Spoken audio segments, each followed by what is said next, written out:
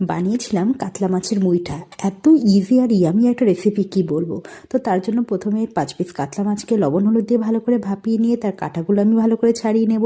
তারপর তাতে একটা গ্রেট করা আলু, কুচানো পেঁয়াজ, লঙ্কা, ধনেপাতা, লবণ, তারপরে হচ্ছে হলুদ গুঁড়ো, লাল লঙ্কার গুঁড়ো, জিরে ধনের গুঁড়ো, গরম মশলার গুঁড়ো, আদা, রসুন ও 2 চামচ মতো বেসন দিয়ে সেটাকে খুব সুন্দর করে ভালো করে মেখে নেব, যাতে সেটা একটা সুন্দর মুইঠার মতো শেপ দেওয়া যায়।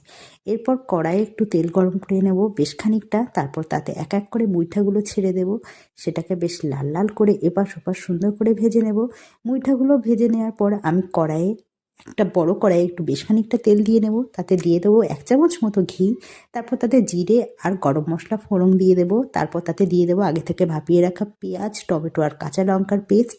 সেটা দিয়ে কষিয়ে নেব। ভালো করে কষে উঠলে তাতে দিয়ে দেবো আদা, রসুন, লঙ্কার গুঁড়ো, হলুদ, স্বাদ মতো লবণ দিয়ে মশলাটা কষিয়ে নেব, যেটা আমার স্কিপ হয়ে গেছে, শ্যুট করা হয়নি। তারপর এর ভিতরে দিয়ে দেবো কাজু, চারমগজ আর কিশমিশের পেস্ট। সেই পেস্টটা দেওয়ার পর সেটা ভালো করে কষিয়ে নিয়ে ঝোলের জন্য জল দিয়ে ঝোলটা ফুটিয়ে নেব। ঝোলটা ফুটে উঠলে তার ভিতরে দিয়ে দেব কাতলা মাছের মুইঠাগুলো, ভেজে রাখা মুইঠাগুলো।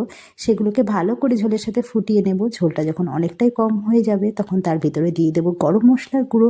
গরম মশলার গুঁড়ো দিয়ে নামিয়ে নিলেই আমাদের কাতলা মাছের মুইঠা একদমই রেডি। খুবই টেস্টি।